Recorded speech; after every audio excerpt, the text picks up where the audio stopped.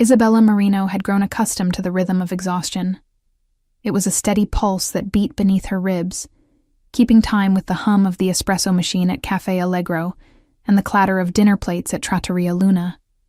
2 jobs, 7 days a week, with barely enough hours between shifts to sleep, let alone dream. At 24, she had mastered the art of moving through life on autopilot, smiling when required, translating documents during stolen moments on the subway, and pretending that the hollow ache in her chest was just fatigue and nothing more. New York City had promised her everything when she first arrived from Boston 3 years ago. It had delivered chaos instead. The kind of chaos that swallowed ambition whole and left behind only the skeletal remains of what could have been. She had come here to build a career as a literary translator, to bridge the worlds of Italian poetry and American readers, to honor the language her nonna had whispered to her since childhood. Instead, she found herself translating corporate emails about shipping logistics and wine import regulations, her talent reduced to a commodity measured in words per minute and invoices paid net 30. Tonight, like most nights, Isabella stood behind the bar at Trattoria Luna, watching the dinner crowd with tired eyes. The restaurant was one of those timeless Italian establishments that clung stubbornly to authenticity in a neighborhood rapidly surrendering to fusion concepts and overpriced small plates. Red and white checkered tablecloths, candles dripping wax onto wine bottles, framed photographs of someone's Sicilian ancestors lining the walls. It smelled like garlic, basil, and nostalgia. A scent that should have comforted her but instead reminded her of everything she'd left behind.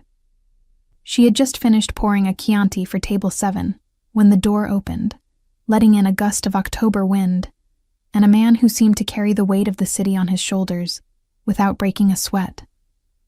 Isabella noticed him immediately, though she pretended not to. Everyone noticed him. It wasn't just his height or the way his dark gray suit fit him like it had been designed with his specific body in mind, though both were impressive. It was the way he moved through space as if he owned it, as if every room he entered recalibrated itself around his presence. Matteo Romano. She didn't know his name yet, but she would learn it soon enough, along with the warnings that came attached to it. He sat at the corner table, the one reserved for VIPs, and people who tipped in hundreds rather than 20s. His dark hair was swept back in that effortless Italian way that looked artless, but probably required more product than Isabella used in a month. A thin gold chain caught the candlelight at his throat, visible where his crisp white shirt was unbuttoned just enough to suggest he didn't believe in following anyone's rules but his own. His forearms, exposed where he'd rolled his sleeves to his elbows, were decorated with ink, intricate designs that wrapped around muscle and sinew like secrets written on skin. Isabella felt something stir in her chest, a dangerous flutter of interest she immediately crushed beneath the heel of practicality. Men like that were trouble. She'd seen enough of them in her years in the city to recognize the type. Too handsome, too confident, too accustomed to getting exactly what they wanted without having to ask twice. The kind of man who probably thought a smile was currency, and a woman's resistance was just foreplay. She approached his table with her customer service smile firmly in place, the one that was friendly enough to earn tips, but distant enough to discourage conversation. "Good evening. Can I start you with something to drink?" He looked up from his phone, and Isabella found herself caught in the crosshairs of the most unsettling gaze she'd encountered in years. His eyes were dark, almost black in the dim restaurant lighting, and they assessed her with an intensity that felt physical. Not leering. She would have known how to handle that. This was different. This was the look of someone who saw past the uniform and the rehearsed pleasantries, someone who recognized the exhaustion she tried so hard to hide. "Brunello di Montalcino," he said, his voice low and rich, with just enough Italian in the pronunciation to make it clear he wasn't showing off. This was simply how he spoke. "The 2016, if you have it." Of course he would order the most expensive wine on the menu. Isabella noted it on her pad without comment, her expression carefully neutral. "And for dinner?" "I'll need a few minutes." He returned his attention to his phone, dismissing her with the casual ease of someone who had never had to consider whether his dismissals hurt. Isabella walked away, telling herself the heat in her cheeks was irritation and nothing more. She put in the wine order and busied herself with other tables, but she remained hyper-aware of him throughout the evening. He ordered the bistecca alla Fiorentina, rare, and ate with the focused attention of someone who appreciated good food, but didn't feel the need to perform gratitude. He took 2 phone calls during dinner, his conversation clipped and efficient, conducted in Italian too rapid for most of the staff to follow, but perfectly clear to Isabella, who caught fragments despite herself. Business talk, something about a shipment delay and a meeting pushed to Thursday. It was when she brought his espresso, served in the tiny demi-tasse cup that tourists always complained about, that everything changed. "Is there anything else I can get for you?" she asked, setting the cup down with practiced precision. "Actually, yes." He looked up at her, and this time his gaze lingered on her face with open curiosity. "You're Italian, not Italian-American, Italian-Italian. Where from?" The question threw her off balance. "My family is from Sicily, but I was born here." "Your accent when you speak English," he continued, as if she hadn't just tried to shut down the conversation. "Very slight, but it's there. And you understood every word I said on the phone, didn't you?"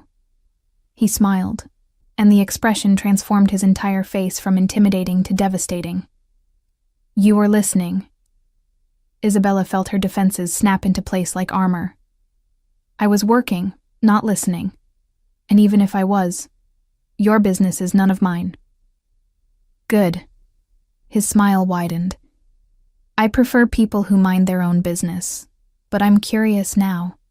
What brings a Sicilian girl to a mediocre Italian restaurant in Manhattan, when you could probably be doing something far more interesting with your time and talent?" The presumption in his question, the casual entitlement of it, sparked something hot and reckless in Isabella's chest.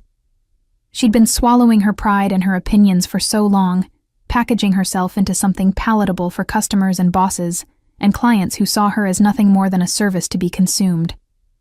And here was this man, this stranger in his expensive suit with his expensive wine, making assumptions about her life like he had any right to an opinion. "Rent," she said flatly. "Bills. The same things that bring most people to jobs they're overqualified for." "Will that be all?" She turned to leave, but his voice stopped her. "I didn't mean to offend you." "You didn't." She looked back at him, her customer service smile back in place, though it felt brittle now, ready to crack. "Will there be anything else?" For a moment, he simply studied her, and Isabella had the uncomfortable feeling that he was cataloging everything about her, the shadows under her eyes, the way her shoulders carried tension like a weight, the slight tremor in her hands that came from too much coffee and not enough sleep. Then he shook his head slowly, almost regretfully. "No, nothing else. Thank you." Isabella walked away feeling oddly unsettled, as if something significant had just happened and she'd missed it entirely. She cleared tables, took orders, smiled until her face hurt, and tried not to notice when he paid his bill and left, leaving behind a tip that was generous but not ostentatious. Not trying to buy anything, just fair. It was past midnight when she finally clocked out, her feet screaming in her sensible work shoes, her lower back a symphony of dull pain. She waited for the night bus on the corner, her coat pulled tight against the October chill, her mind already racing ahead to tomorrow's translation deadline and the stack of bills waiting on her kitchen counter. The streets were still alive with that particular Manhattan energy that never quite dimmed, even in the small hours. She didn't see him again that night. But somehow, Isabella knew, with that particular instinct that lives somewhere between intuition and dread, that the man in the gray suit was going to become a problem. The question was what kind of problem, and whether she had the energy left to deal with it. The second encounter came 3 days later, on a Thursday, that had started badly and spiraled downward from there. Isabella's laptop had died mid-translation, taking with it 2 hours of unsaved work. Her landlord had slipped a rent increase notice under her door, and the cafe where she worked mornings had cut her hours, citing economic uncertainty, while simultaneously hiring the owner's nephew. By the time she arrived at Trattoria Luna for the dinner shift, Isabella's carefully maintained composure was hanging by a thread. She was wiping down menus in the back when Maria, the hostess, poked her head through the doorway, her expression caught between amusement and concern. "Your boyfriend is here. Corner table again." "I don't have a boyfriend," Isabella said automatically, not looking up from the menu in her hands, where someone had spilled what appeared to be marinara sauce across the dessert section. "Well, somebody forgot to tell him that. He asked for you specifically, by name." Maria waggled her eyebrows suggestively. "And honey, if I were 20 years younger and not married to the world's most jealous man, I would be fighting you for that one. Those arms? Madonna. And did you see his—" "I'll take the table," Isabella interrupted, more to stop Maria's commentary than out of any desire to see Matteo Romano again. She checked her reflection in the small mirror by the staff lockers, tucking a strand of dark hair back into her ponytail and attempting to rub some of the exhaustion from her face. It didn't work. She looked exactly like what she was, a woman running on fumes and spite. He was waiting at the same corner table, wearing black this time. Black shirt, black suit jacket draped over the chair, black watch that probably cost more than Isabella made in 6 months. The gold chain at his throat caught the light. His forearms, exposed again where he'd rolled his sleeves, displayed those same intricate tattoos she'd noticed before. Geometric patterns that suggested Italian heritage, mixed with something more personal, more deliberate. Not the impulsive ink of youth, but the chosen markings of a man who understood the permanence of decisions. "Good evening," Isabella said, falling back on professional courtesy because it was safer than anything else. "What can I get you tonight?" "Buonasera, Isabella." His pronunciation of her name was perfect, each syllable given its full weight and music. "Sit down for a moment." "I'm working." "I know. I'm a customer making a request. Sit, please." He gestured to the chair across from him, and something in his tone, not quite commanding but certainly not asking, made Isabella hesitate. She glanced around the restaurant. It was early still, only 2 other tables occupied, both with water and menus, and at least 10 minutes before they'd need attention. Against her better judgment, she sat. "I wanted to apologize," Matteo said, before she could ask what this was about. "For the other night, I was rude. I made assumptions about your situation without knowing anything about you, and that was—" He paused, seeming to search for the right word. "Unacceptable." Isabella blinked, caught completely off guard. In her experience, men like him didn't apologize. They justified, explained, deflected, but they didn't simply admit fault and leave it at that. "Oh, well, thank you, I suppose." "You suppose?" His mouth curved into something that might have been amusement. "That's not exactly a gracious acceptance." "I wasn't aware I needed to be gracious about someone apologizing for their own bad behavior," Isabella shot back, and immediately regretted it. This was a customer. She was supposed to be professional, accommodating, pleasant. But something about him shorted out her usual filters, made her respond with the sharp edge she usually kept carefully sheathed. To her surprise, he laughed, a genuine sound of delight that transformed his entire face. "No, you're absolutely right. I like that. Most people just accept apologies like they're trinkets being handed out. You make me work for it." "I'm not trying to make you do anything," Isabella said, starting to rise from her chair. "Now, if you'll excuse me, I should get back to—" "Wait, please." He held up a hand, and again, Something in the gesture made her pause. "I have a proposal for you. A business proposal." Isabella sat back down slowly, suspicion warring with curiosity. "What kind of business proposal?" "I need a translator. Not just any translator. I need someone who understands both the formal and colloquial registers of Italian. Someone who can navigate technical legal language, but also capture nuance and subtlety. Someone who grew up with the language, who thinks in it, not just speaks it." He leaned forward slightly, his dark eyes intent on her face. "I've been asking around. Maria mentioned you work 2 jobs, that you translate documents freelance, that you studied literature at university, but ended up here." The fact that he'd been asking about her should have raised red flags. Instead, Isabella found herself leaning forward too, drawn in despite her wariness. "What exactly would I be translating?" "Contracts initially. I'm opening a new venture, a cultural center and gallery space in Tribeca. It's a partnership between American investors and Italian cultural institutions. Everything needs to be translated, reviewed, refined. Legal documents, grant applications, exhibition catalogs, correspondence. It's a 6-month project, possibly extending to a year. The pay is..." He named a figure that made Isabella's breath catch in her throat. "Per month." That was more than she currently made from both jobs combined. She stared at him, trying to find the catch, because there had to be a catch. "Why me? There are professional translation agencies that handle this kind of work. People with reputations, portfolios, references.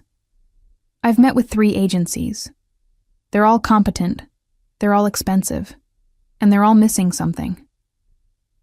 He tilted his head slightly, studying her with that same unnerving intensity she remembered from their first meeting. Passion. Understanding. The sense that language is something alive, something that matters beyond just accuracy. When you took my order the other night, you didn't just hear me. You listened. You understood every word I said on the phone. And more than that, you understood the context, the subtext. That's what I need. Not just someone who can translate words, but someone who can translate meaning. Isabella's heart was racing now, though she tried to keep her expression neutral. This was too good to be true. This was exactly the kind of opportunity she'd dreamed about when she first moved to New York. The kind of project that could transform a resume, open doors, prove she was more than just a warm body filling in gaps in the service industry.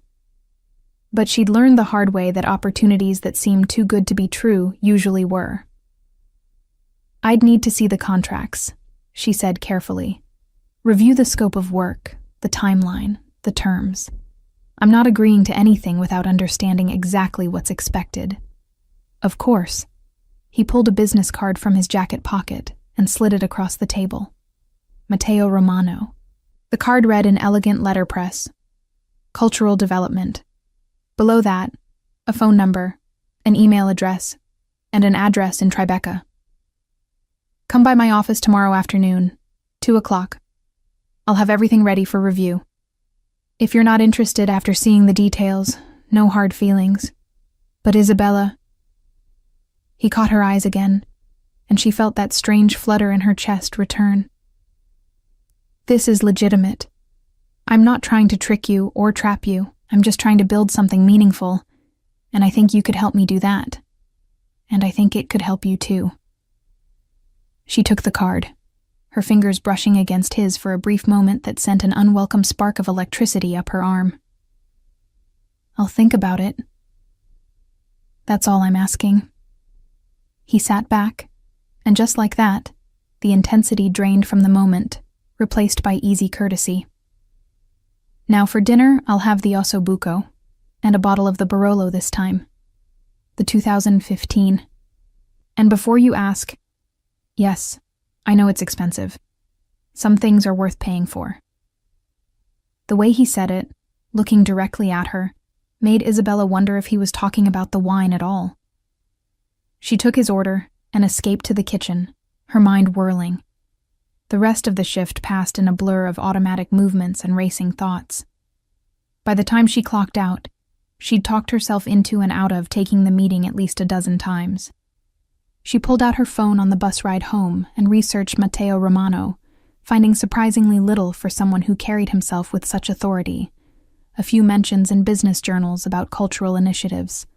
A photograph from a charity gala 3 years ago, him in a tuxedo beside an older man identified as his father, Salvatore Romano. References to the Romano family's influential presence in New York's Italian-American business community, a phrase that could mean anything from legitimate success to something considerably darker. But nothing concrete, nothing damning. Just the vague sense that the Romano name carried weight, and that weight could be burden or protection depending on which side of it you stood. That night, lying in her too small bed in her too expensive apartment, staring at the water stain on the ceiling that her landlord kept promising to fix, Isabella made her decision. She would go to the meeting. She would review the contracts. And if everything checked out, if this was truly the legitimate opportunity it appeared to be, she would take it. Not because of Matteo Romano's intense dark eyes or his devastating smile. Not because of the way he said her name like it was something precious. But because she was tired of surviving. She was ready to live again. She just hoped she wasn't making the biggest mistake of her life. The office was not what Isabella expected. She'd imagined something cold and corporate, glass and steel and minimalist furniture that cost more than it should. Instead, she found herself in a converted loft space in Tribeca, all exposed brick and soaring ceilings, filled with natural light streaming through enormous windows that overlooked the Hudson River. Art lined the walls, contemporary Italian pieces mixed with classical prints, carefully curated to suggest both heritage and progress. A restoration work table occupied one corner, covered with what appeared to be fragments of antique frames being painstakingly repaired. Everything about the space suggested passion and attention to detail, the work of someone who genuinely cared about preservation and beauty, rather than simply profiting from them. Matteo was waiting for her at a large wooden table that served as both desk and conference space. Several thick folders spread before him. He'd traded his formal suit for dark jeans and a crisp white shirt. Still polished, but more approachable. Still wearing the gold chain. Still with his sleeves rolled to reveal those tattoos. He looked up when she entered, and his face brightened with what appeared to be genuine pleasure. "Isabella, thank you for coming. Coffee? Espresso? I have a machine that actually works, unlike whatever disaster you're probably used to." Despite her nervousness, Isabella found herself smiling. "Espresso would be perfect. Thank you." He moved to a professional-grade espresso machine. Of course, he had a professional-grade espresso machine, and began the familiar ritual. Isabella watched his hands work with the precision of practice, the intimate knowledge of temperature and timing that came from growing up with the ritual. "You make your own coffee?" "My assistant thinks I'm insane," he admitted, not looking up from the machine. "But some things shouldn't be delegated. Espresso is sacred. Like family recipes or first kisses or the proper way to argue with someone you care about." He glanced at her then, and something in his expression made her pulse quicken. Some things require personal attention. He brought her the espresso in a proper cup, not the paper nonsense most offices used, and gestured for her to sit. They settled across from each other at the table, and Isabella forced herself to focus on the documents rather than the man presenting them. He walked her through everything methodically: the scope of the translation project, the timeline, the compensation structure, the rights and ownership clauses. It was all exactly as he'd described: legitimate, generous, professionally structured. The Cultural Center project itself was fascinating. A partnership between the Romano family's foundation and several Italian cultural institutions to create a permanent gallery space, artist residency program, and educational center focused on preserving and promoting Italian art, literature, and craft traditions in America. "This is ambitious," Isabella said, looking up from the contracts after her third careful review. This isn't just a vanity project or a tax write-off. This is real. Matteo leaned back in his chair, his fingers steepled beneath his chin. My father built his reputation in hospitality, hotels, restaurants, that kind of thing. Profitable, certainly, but not particularly meaningful. When he retired last year, he gave me control of the family foundation and told me to do something that mattered. Something that would outlast us. His expression softened with something that looked like vulnerability. Though it disappeared so quickly, Isabella wondered if she'd imagined it. Italy gave my grandparents everything when they had nothing. I want to give something back, but I also want to make sure it's done right, that it honors the craft and the culture, rather than just exploiting it for profit or prestige. That's why you want someone who actually understands the language, Isabella said, understanding dawning. Not just the words, but the weight behind them. The history, the context, the cultural significance. Exactly. He leaned forward again, his dark eyes intense on her face. I can pay someone to accurately translate contratto di prestito, but I need someone who understands the difference between lending and borrowing in Italian culture. Who knows that certain phrases carry implications that English equivalents don't quite capture. I need someone who won't just translate documents, but will help me make sure I'm not accidentally offending anyone or missing crucial nuances because I'm trying to bridge two different worlds. Isabella set down the contract she'd been holding, her decision crystallizing with surprising clarity. When would I start? His smile was brilliant, transforming his entire face from attractive to absolutely devastating. Is Monday too soon? They spent the next hour discussing logistics. Isabella would need to give notice at both her current jobs, 2 weeks at the cafe, though Maria would probably let her leave sooner, and the restaurant could find a replacement within a week. Matteo's office had a workspace she could use, complete with computer equipment, reference materials, and access to databases she'd never been able to afford on her freelance budget. The hours were flexible, though there would be occasional evening meetings or events she'd need to attend as the gallery project progressed. He handed her a key card for the building and his direct phone number, written in his own hand on the back of another business card. Call anytime, he said. And I mean that. If you're working on something at midnight and have questions, call me. If you think I'm about to make a cultural faux pas in a meeting, interrupt me. I don't want a translator who's afraid to speak up. I want a partner in this. The word partner hung in the air between them, heavy with implications neither of them seemed ready to address directly. Isabella tucked the card into her bag and stood to leave, feeling lighter than she had in months. This was it. This was the opportunity that would change everything. She made it to the door before his voice stopped her. Isabella? One more thing. She turned back to find him standing at the table, his expression serious now, almost grave. The other night at the restaurant, when I got up to leave, you said something. In Sicilian, under your breath. You thought I didn't hear. Isabella's stomach dropped. She'd been so tired, so irritated by his presumption and his casual assessment of her life. She'd muttered an insult her grandmother had used when particularly exasperated with stubborn men. Testa di ferro arrogante, arrogant iron head. It was juvenile and petty, and she'd regretted it the moment it left her mouth. I apologize. That was unprofessional and— Say it again, he interrupted, taking a step toward her. His eyes were locked on hers, something dark and challenging swirling in their depths. But this time, look at me when you do it. Isabella's breath caught.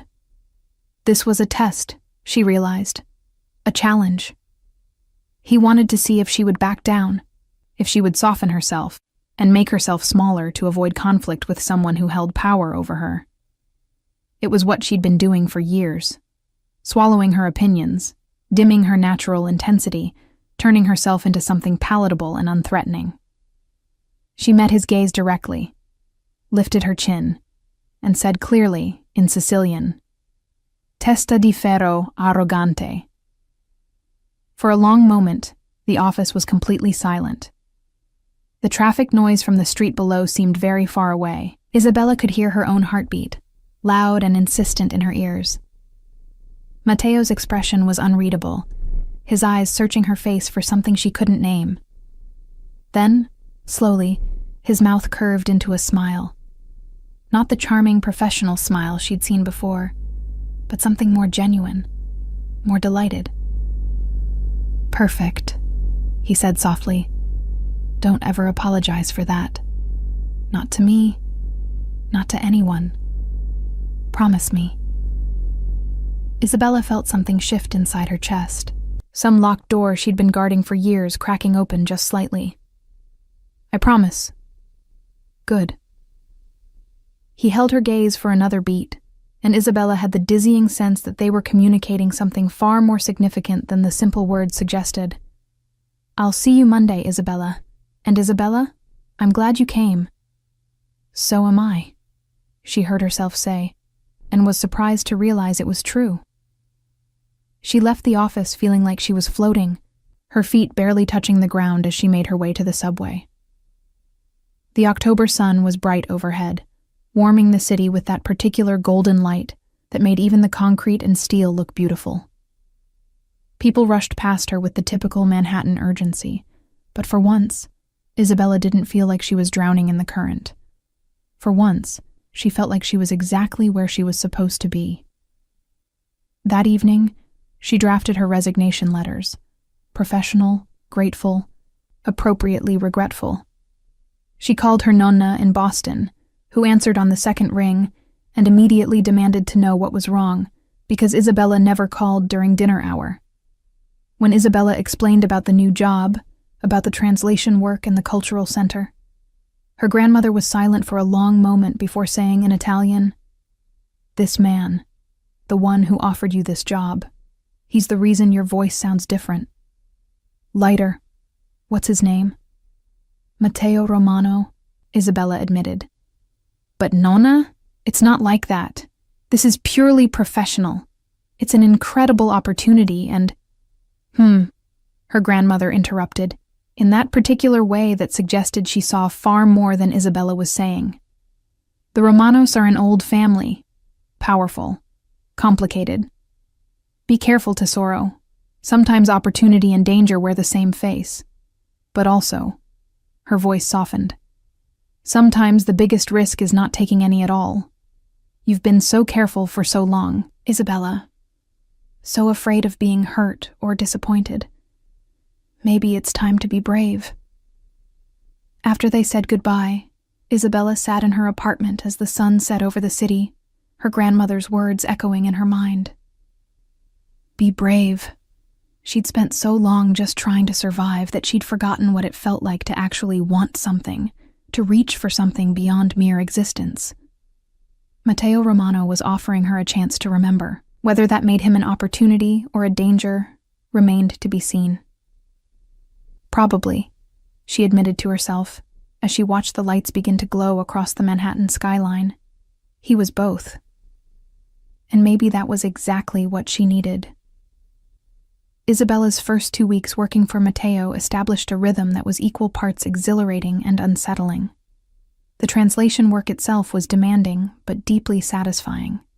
Exactly the kind of intellectually stimulating challenge she'd been craving.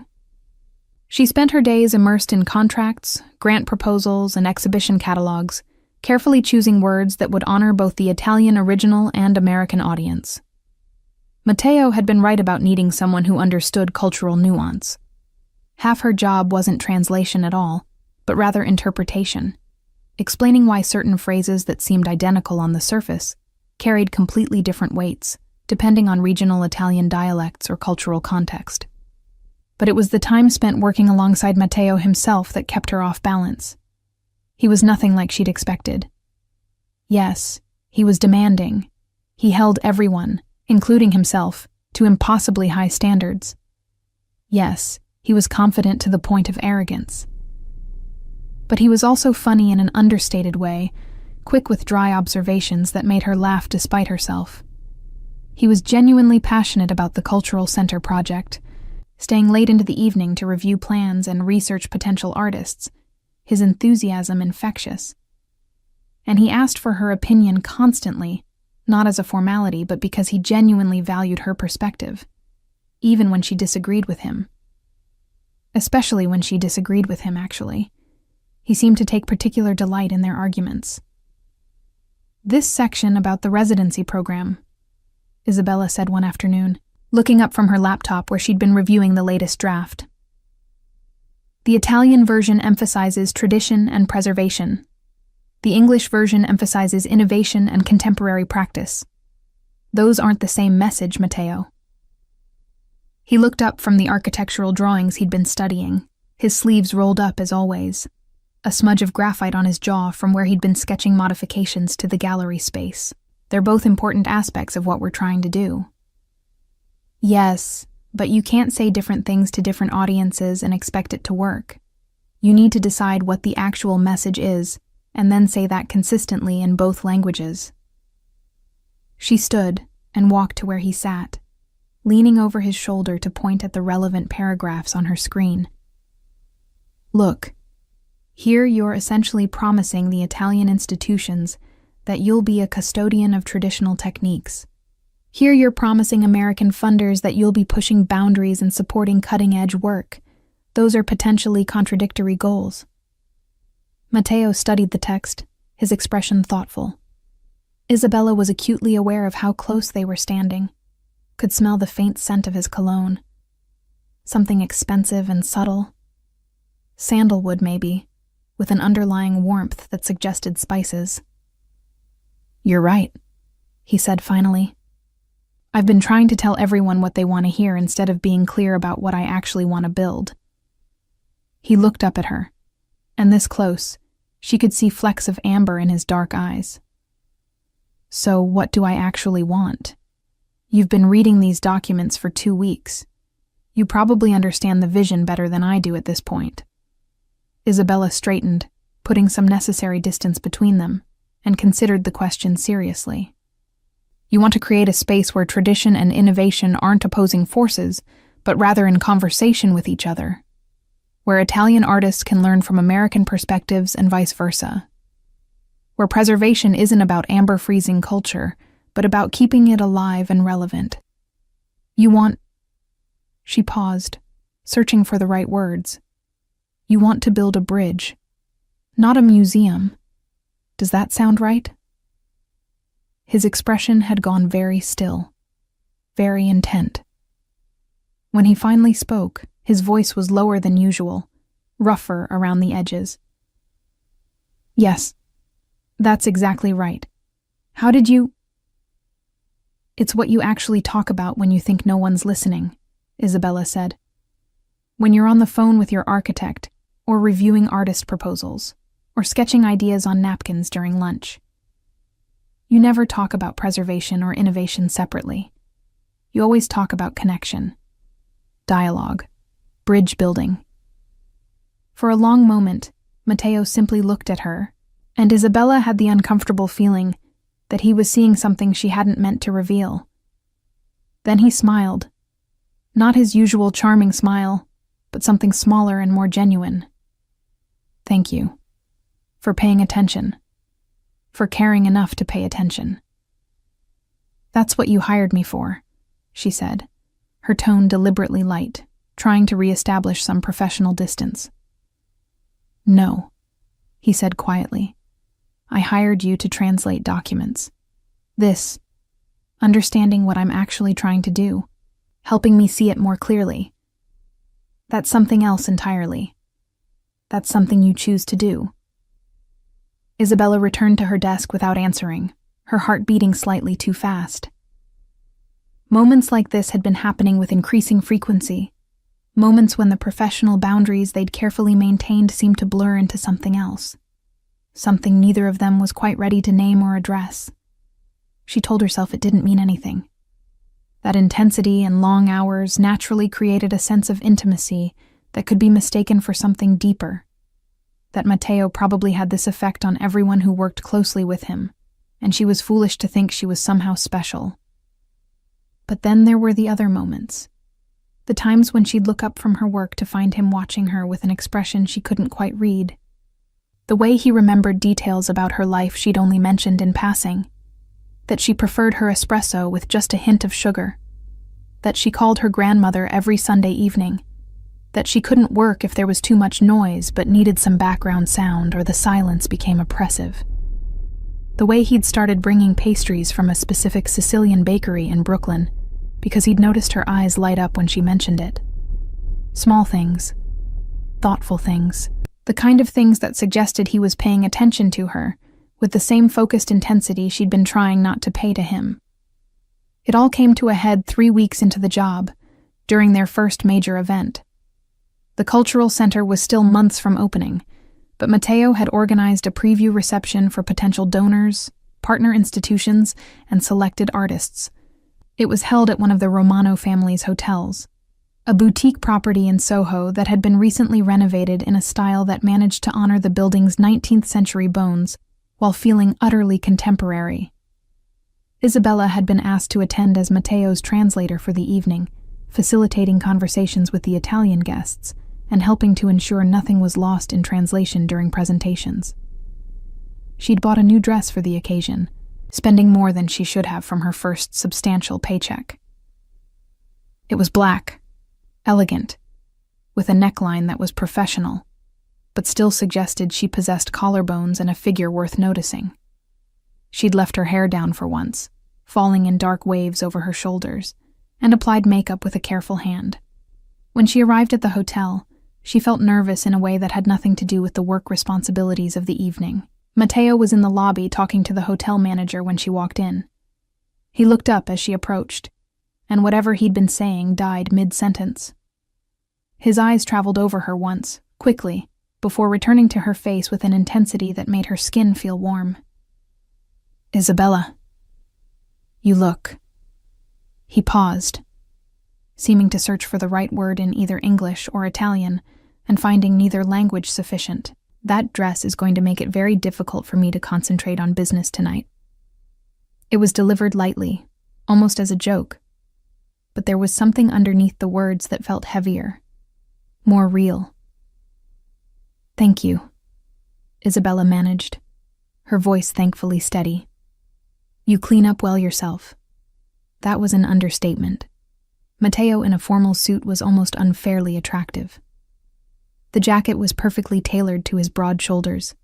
The crisp white shirt, a stark contrast to his olive skin. His dark hair was swept back as usual, and the gold chain at his throat caught the light. But it was the way he carried himself. The absolute confidence mixed with something that looked almost like anticipation, that made him truly compelling. The evening proceeded smoothly. Isabella fell into the familiar role of interpreter, facilitating conversations between Italian representatives and American donors, explaining cultural references and context where needed. She watched Matteo work the room with practiced ease, seeing new dimensions to him in this context. He was charming, certainly, but there was genuine substance beneath the charm. He spoke about the Cultural Center project with real passion, and when people asked questions, his answers revealed deep knowledge and careful thought. Midway through the evening, during a presentation about the residency program, one of the Italian cultural ministers made a comment in rapid Sicilian dialect, something about hoping the project would respect traditional methods rather than diluting them with American commercial priorities. It was delivered as a polite concern, but there was an edge underneath, a test to see how Matteo would respond. Before Isabella could translate, Matteo answered directly in Italian, his accent flawless, his word choice perfect. He acknowledged the concern, spoke eloquently about the importance of preserving authentic techniques, and then, and this was the brilliant part, gently pushed back, arguing that culture had always evolved through exchange and dialogue, that the masters of Renaissance Italy had been influenced by artists from across Europe and beyond, that tradition wasn't a fixed point, but rather a living conversation between past and present. The minister looked impressed and slightly chastened. Several other Italian guests nodded approval. Isabella felt a surge of something that was definitely not attraction, absolutely not pride, because that would suggest she was emotionally invested in Matteo's success, which she certainly was not. "You didn't need me to translate that," she murmured when they had a moment alone by the bar. "No," he agreed, accepting a glass of Prosecco from the bartender. "But I needed you here anyway. You notice things. You make me better at this." Before Isabella could parse what that meant, they were pulled into another conversation, then another, the evening flowing around them in a blur of introductions and small talk and carefully navigated cultural exchanges. It wasn't until near the end of the night, when most guests had departed and only a few stragglers remained, that Isabella found herself alone with Matteo on the hotel's rooftop terrace, the Manhattan skyline glittering around them like a constellation of earthbound stars. "I think that went well," she said, leaning against the railing and letting the cool October air wash over her face. Her feet were killing her in the heels she'd chosen, but she didn't care. She felt alive in a way she hadn't in years, challenged and engaged and useful. "It went perfectly," Matteo said, moving to stand beside her. "Because of you. You know that, right? You made all of this possible." He gestured vaguely at the skyline, or maybe at the hotel below them, or maybe at something larger. The entire project, the vision, the future they were building together. Isabella turned to look at him, struck by the sincerity in his voice. "I just translated. You did all the actual work." "No." He shifted to face her directly, and suddenly they were very close, the narrow terrace making proximity inevitable. "You do so much more than translate. You understand. You care. You make me think about things differently. He stopped, something complicated crossing his face. "I need to tell you something, and I need you to let me say it all before you respond." Isabella's heart was suddenly racing. "Matteo, please." His hand came up, not touching her, but close enough that she could feel the heat of it. "I know this is complicated. I know I'm your employer, and that makes this inappropriate and probably stupid. But I have to be honest because I'm terrible at pretending. And you deserve honesty.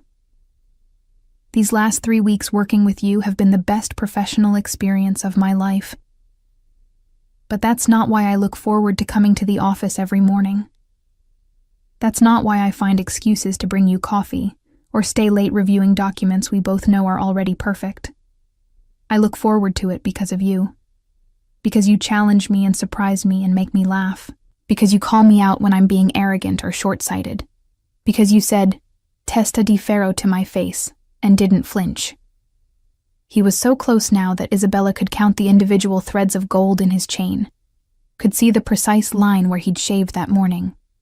Her brain was screaming at her to step back, to re-establish boundaries, to remember all the reasons this was a terrible idea. But her body had apparently stopped taking instructions from her brain. "I don't expect you to feel the same way," Matteo continued, his voice lower now, almost intimate. "And I swear this doesn't affect your job. Your position is secure regardless of how you respond. But I needed you to know that this..." He gestured between them. "What I feel when I'm around you, it's not just professional respect. It's more than that. It's been more than that since the moment you told me rent was what brought you to that restaurant. Since you looked at me like I was an idiot for not understanding how hard you were working just to survive. Since you showed me that strength isn't about power or money or reputation. It's about getting up every day and doing what needs to be done even when you're exhausted and scared and not sure how you're going to pay next month's bills." Isabella's breath was coming shallower now. "You're right," she managed. "This is complicated and probably stupid. I know, and inappropriate given our professional relationship. I know that too. And I should tell you to stop talking and never mention this again. You should." His eyes searched her face, waiting. "Are you going to?" Isabella looked at him. Really looked at him. At the man who'd somehow seen past her exhaustion and survival instincts to recognize the person she'd been before New York had worn her down. who'd offered her an opportunity that was exactly what she needed when she needed it most, who brought her Sicilian pastries and argued with her about translations and listened when she explained why certain words mattered, who looked at her not like she was something to be conquered or consumed, but like she was someone worth knowing, worth understanding, worth the risk.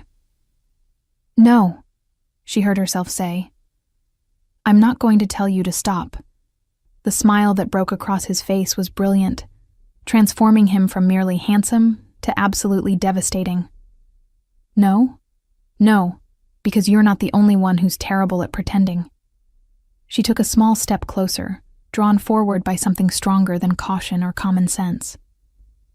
"I tell myself you're just my employer, that I'm just here for the work, but I don't stay late reviewing perfect documents for the work. I don't spend 20 minutes choosing a dress for tonight because of professional responsibility. I don't think about you when I'm supposed to be concentrating on translations. And I definitely don't want to do this because of a job." "Do what?" he asked, though his eyes had gone dark and intent, and she knew he understood exactly what she meant. "This," Isabella said, and kissed him.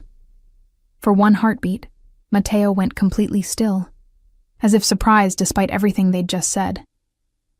Then his arms came around her, pulling her closer, and he was kissing her back with an intensity that made her knees weak. His mouth was warm and tasted like Prosecco, his hands careful but firm where they touched her back. It felt like falling and flying simultaneously, terrifying and perfect. It felt like admitting something she'd been denying for weeks. When they finally broke apart, both slightly breathless, Isabella found herself smiling. "This is definitely a complication. The best kind," Matteo agreed, his forehead resting against hers. "Though I should probably clarify something. Earlier when I said I'm not your employer, I meant that.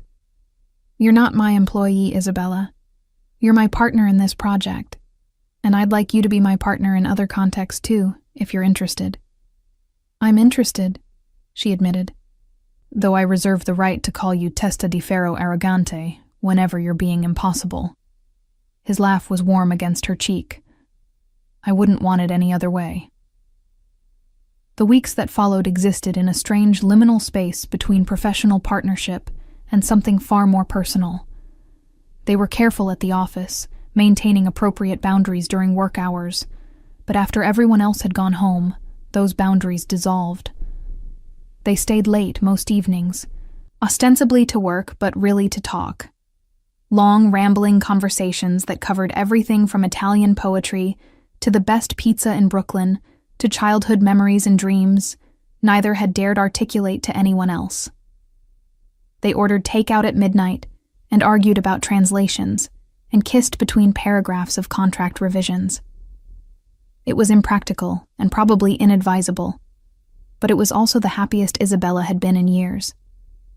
Matteo, she was discovering, was nothing like the intimidating figure she'd first encountered at the restaurant. Yes, he could be commanding and intense in professional contexts, but in private, he was surprisingly vulnerable. He worried constantly about whether the Cultural Center project was truly honoring his grandparents' heritage or just another exercise in wealthy guilt and cultural appropriation. He second-guessed decisions and lay awake at night mentally reviewing conversations for potential missteps. He carried the weight of family expectations with the kind of silent pressure that came from generations of men who'd confused love with control. His father, Salvatore, had built the Romano family business from his own father's small restaurant into a hospitality empire. He'd done it through hard work and careful investments, and, as Matteo admitted carefully one evening, through relationships and leveraged power structures that existed in the gray areas between legitimate and something else. Nothing criminal exactly, but the kind of connections that came with certain expectations and obligations. Matteo had spent his 20s trying to prove himself worthy of the Romano name, taking over struggling hotels and turning them into destinations, earning his father's approval through ruthless efficiency and business acumen. Only recently had he begun to question whether that was actually what he wanted, whether success measured in profit margins was the legacy he hoped to leave. "My father thinks I'm wasting the family foundation on vanity projects," Matteo confessed one night, his head in Isabella's lap as they stretched out on the office couch after a particularly long day of meetings. Her fingers were running through his hair in a gesture that had become automatic, comforting for both of them. "He doesn't understand why I care about preserving craft traditions or supporting artists who'll never generate significant revenue. He thinks culture is something you consume, not something you invest in." "But you don't," Isabella observed. "You think culture is something alive, something that needs tending and protecting and room to grow." "I think it's what makes us human," he said quietly. "I think my grandfather, who came to New York with nothing but recipes and hope, carried more real wealth in his traditions and stories than my father has accumulated in decades of business success. And I think if we lose that, if we let it all become commercialized and homogenized, we lose something essential about who we are." It was conversations like this that made Isabella fall for him, slowly and then all at once. Not the grand gestures or expensive gifts, though Matteo was certainly capable of both, but the quiet moments when he let down his guard and showed her the person underneath the power, the person who cared deeply, who felt things intensely, who was trying so hard to honor his past while building something meaningful for the future. Of course, nothing existed in a vacuum. 5 weeks into their relationship, if that's what they were calling it, Isabella met Matteo's father. It wasn't planned. She'd been at the office on a Saturday afternoon, working through a challenging translation of an exhibition catalog, when Salvatore Romano arrived unannounced. She heard raised voices from Matteo's private office and looked up to see an older man in an immaculate suit, clearly agitated, gesturing emphatically while he spoke rapid Italian. Matteo's responses were quieter, measured, but Isabella could hear the tension underneath. She should have left, given them privacy. But something kept her frozen at her desk, listening despite herself. "This is exactly the problem," Salvatore was saying. "You're so focused on this art project that you're neglecting real business. The Midtown Hotel needs attention. The restaurant group is struggling. And you're here playing curator instead of—" "I'm building something that matters," Matteo interrupted, his voice sharp. "Something that will last beyond quarterly earnings reports. And who's going to see it? Who's going to care?" Salvatore's voice dripped with frustration. "You're a Romano. We built our name on hospitality, on service, on giving people what they want, not on forcing high-minded cultural education down their throats." "Maybe that's the problem," Matteo said, and Isabella heard a door open. "Maybe we've spent so long giving people what they want that we've forgotten to ask what they need." Salvatore emerged first, his face flushed with anger. He noticed Isabella at her desk and stopped, his expression shifting to calculation. "And who's this?" "Isabella Marino," Matteo said, appearing behind his father. His jaw was tight, his eyes flashing with irritation. "She's my partner on the Cultural Center project. Isabella, this is my father." The word partner hung in the air with deliberate ambiguity. Salvatore's gaze swept over her once, assessing, and Isabella fought the urge to shrink under the scrutiny. This was a man accustomed to evaluating people like assets, determining their value and potential utility with ruthless efficiency. "Marino," he repeated. "Sicilian?" "My grandparents immigrated from Palermo," Isabella said, keeping her voice steady and professional. She stood, extending her hand. "It's nice to meet you, Mr. Romano." He shook her hand briefly, his grip firm and impersonal. "And what exactly does a partner on this project do?" "Translation, primarily," Isabella said before Matteo could answer. "Documents, correspondence, cultural consultation. Anything that requires bridging Italian and American perspectives." She met his eyes directly, refusing to be intimidated. Your son is building something remarkable. I'm just helping him communicate it clearly. Salvatore's expression suggested he found this answer marginally acceptable, though hardly impressive. Well, good luck with that. He turned back to Matteo. We'll talk Monday about the Midtown situation. Don't ignore my calls. Then he was gone, leaving behind a wake of expensive cologne and disapproval. In the silence that followed, Isabella and Matteo looked at each other. I'm sorry, he said finally. That was your father, Isabella finished, who clearly has opinions about how you should be spending your time. He has opinions about everything. Matteo moved to where she stood and pulled her into his arms, resting his chin on top of her head. He's not wrong about some things. I have been neglecting other business concerns. But I can't. He trailed off, frustration evident in the tension of his body. I can't keep living the life he planned for me. I've tried. For years I tried. And I was miserable.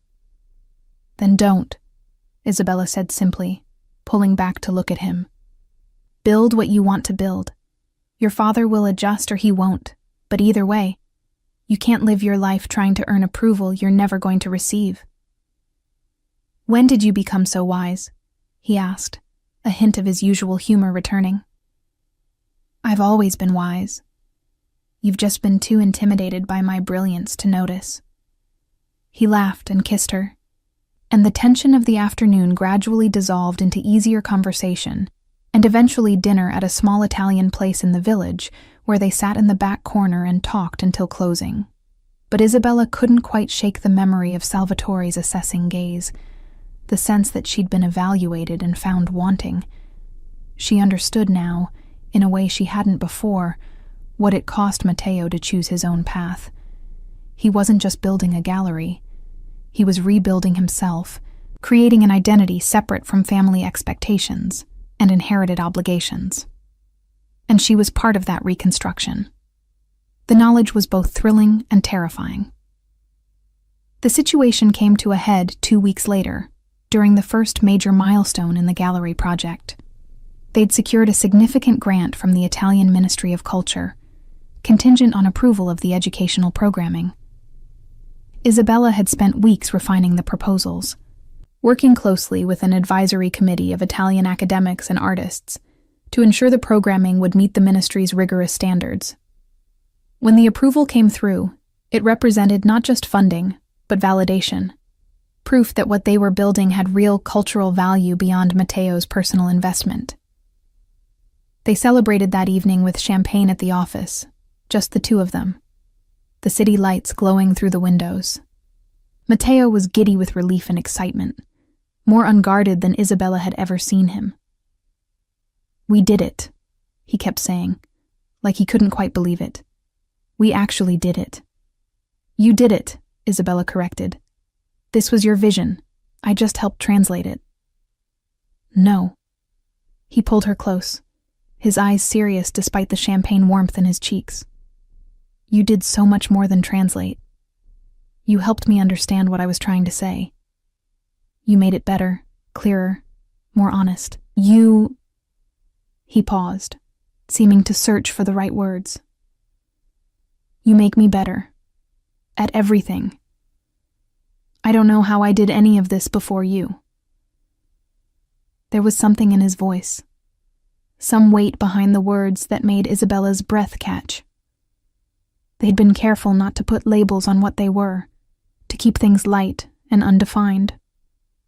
But standing there in the empty office with the grant approval sitting on the desk, and Matteo looking at her like she was the reason the city kept turning, Isabella felt the careful distance she'd maintained begin to crumble. I love you, Matteo said, the words coming out rushed and slightly nervous, as if he'd been holding them back for a while, and they'd simply escaped. I know it's fast, and I know this is complicated. But I need you to know. I love you, Isabella. Not just what you do for the project, but who you are. The way you argue with me. The way you say my name when you're exasperated, The way you drink espresso like it's sacred. The way you never let me get away with being anything less than honest. I love all of it. I love you." Isabella stared at him, her mind racing. This was too fast, too intense, too much everything. She should slow this down, establish boundaries, protect herself from inevitable disappointment. She should remember that she'd seen this before. Men who confused intensity with love, who mistook the excitement of something new for lasting commitment. She should be careful.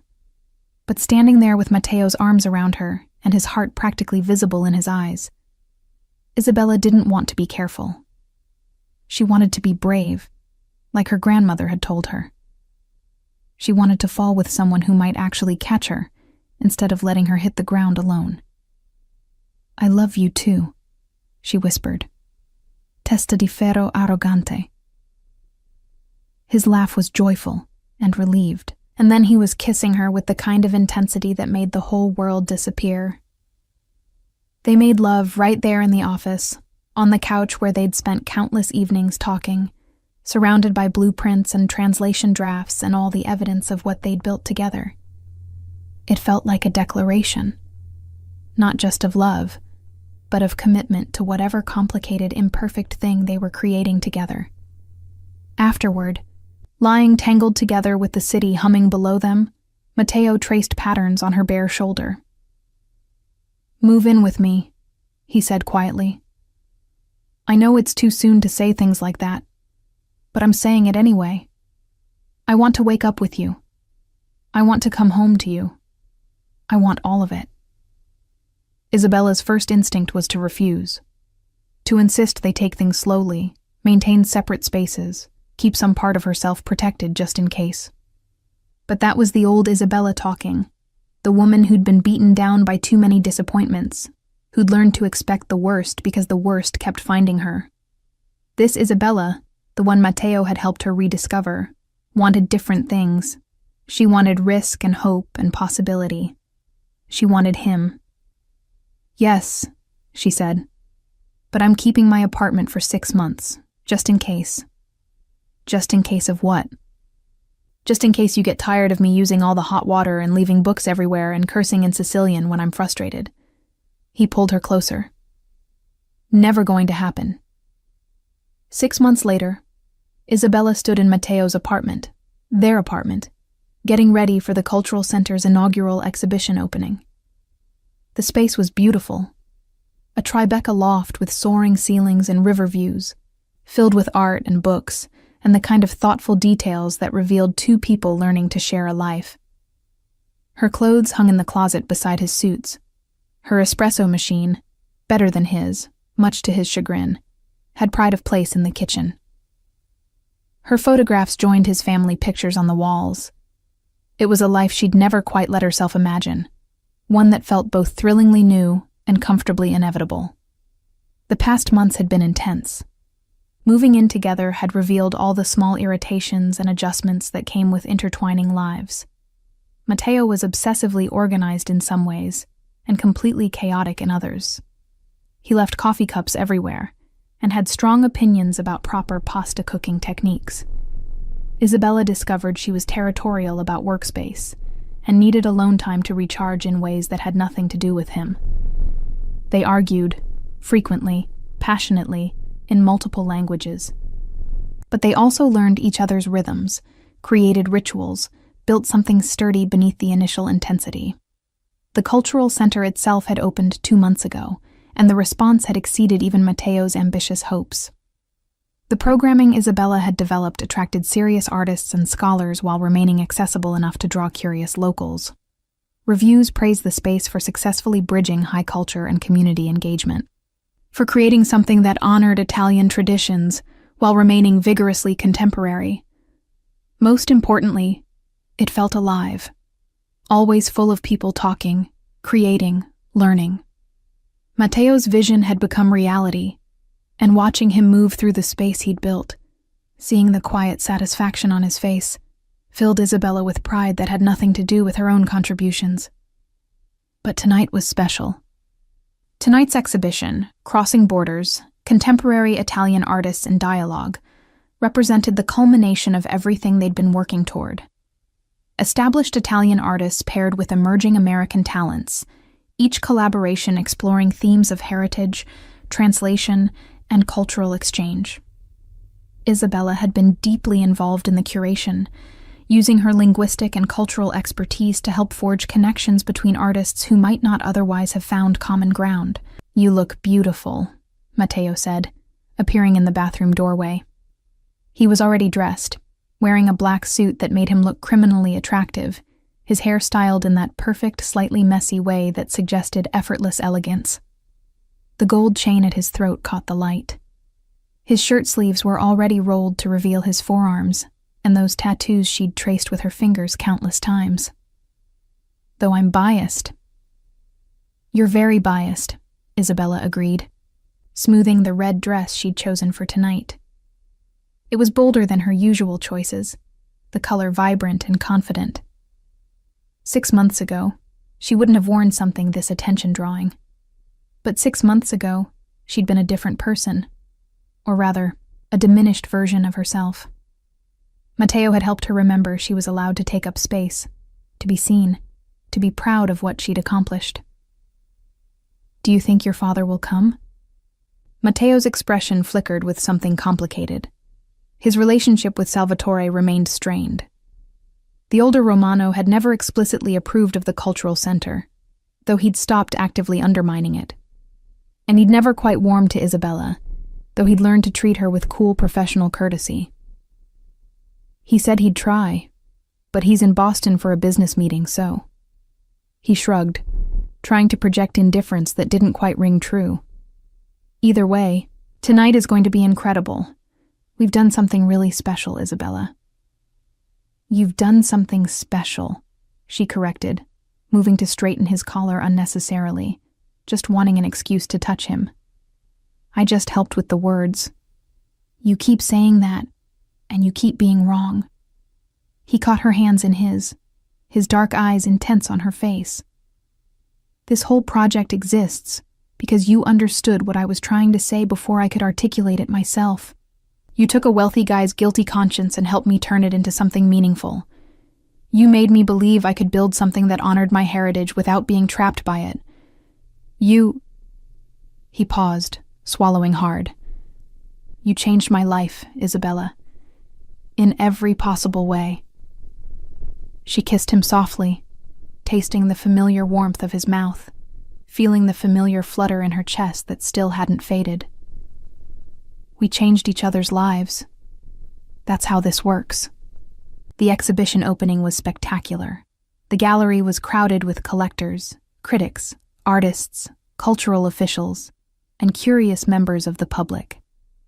Isabella spent the evening in her element, translating conversations, facilitating introductions, watching connections form between people who'd approached the exhibition from wildly different perspectives. She noticed Matteo across the room, completely in his element too, discussing artistic techniques with a painter from Milan, while simultaneously charming a skeptical New York Times critic. He caught her eye and smiled. That particular smile that was just for her, the one that said, "We did this together." Midway through the evening, Isabella found herself standing alone for a moment in front of her favorite piece from the exhibition, a collaborative installation by a Sicilian ceramicist and a Brooklyn sculptor. The work explored themes of fragmentation and reconstruction, using broken pottery shards reassembled into new forms that honored their traditional origins while creating something entirely contemporary. It was, Isabella thought, a perfect metaphor for what she and Matteo had built together, taking pieces of heritage and history and loss and assembling them into something new and whole. "Impressive work," said a voice beside her, and Isabella turned to find Salvatore Romano studying the installation with an expression that was difficult to read. She hadn't realized he'd come after all. "My son tells me you were very involved in selecting the pieces for this exhibition." "I helped connect artists," Isabella said carefully, always slightly on guard around Matteo's father. But the vision was Matteo's. The space itself, the programming philosophy, all of that came from him. Salvatore continued studying the ceramic installation. I didn't understand what he was trying to do here. I thought it was wasteful, impractical, self-indulgent. Rich man's hobby. He turned to look at her directly. I was wrong. This is... He gestured at the crowded gallery, the animated conversations, the clear evidence of genuine cultural engagement. This is something real, something that matters. My son did this, with your help. It was probably the closest thing to approval Isabella had ever heard from him. He's incredibly talented, she said quietly.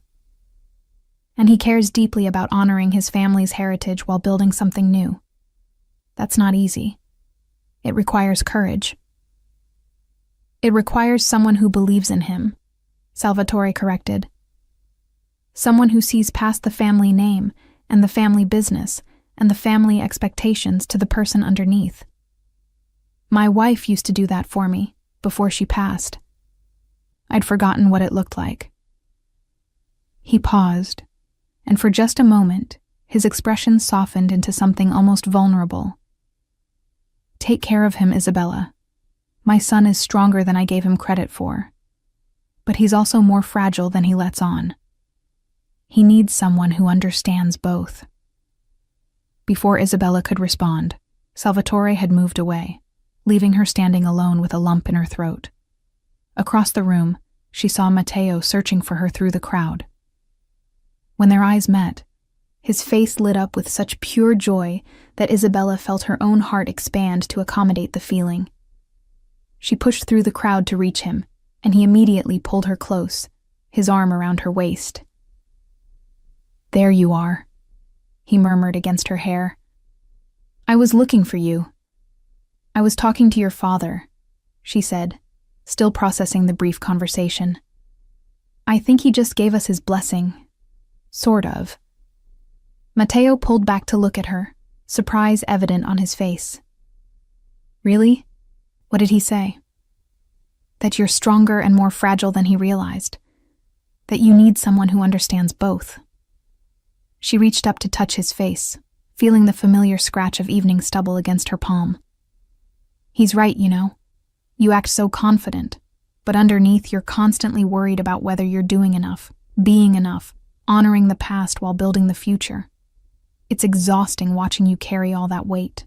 I'm not carrying it alone anymore, Matteo said, covering her hand with his own.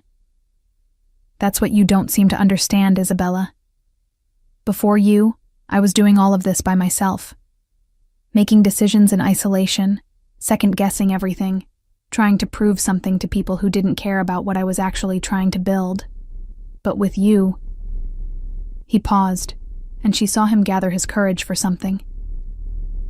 With you, everything makes sense. You're not just my translator or my partner in the cultural center. You're my partner in life.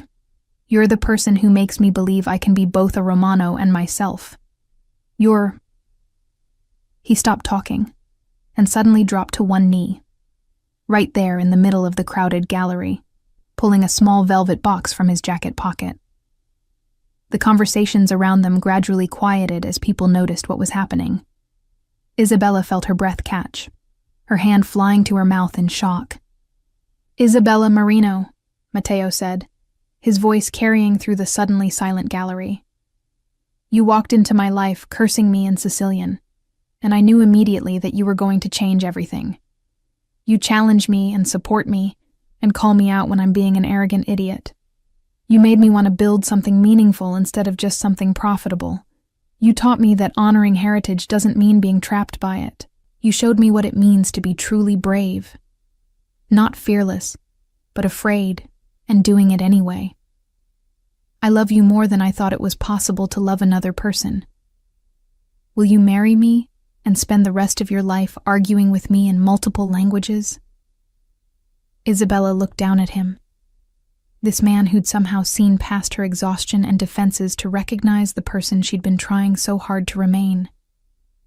This man who'd offered her not just a job, but a purpose. Not just security, but a partnership. This man who loved her temper and her intensity, and her habit of cursing in Sicilian when she was frustrated. She thought about her grandmother's advice 6 months ago. Sometimes the biggest risk is not taking any at all. "Yes," she said, her voice shaking with emotion but clear and certain. "Yes, you arrogant, wonderful, impossible man. Yes." The gallery erupted in applause as Matteo stood and slipped the ring, a simple band with a single perfect diamond, onto her finger. Then he kissed her with such tenderness that Isabella felt tears slip down her cheeks. When they finally broke apart, she was laughing and crying simultaneously. "You proposed to me in front of all these people," she said, half exasperated, half delighted. "You couldn't have waited for a private moment."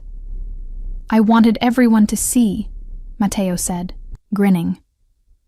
"I wanted witnesses. I wanted the whole world to know that Isabella Marino, who once called me testa di ferro arrogante, and meant it, agreed to spend her life with me. That's the kind of miracle that needs to be documented." "You're ridiculous," she said, but she was smiling through her tears. "You love me anyway." "Unfortunately, yes, I do."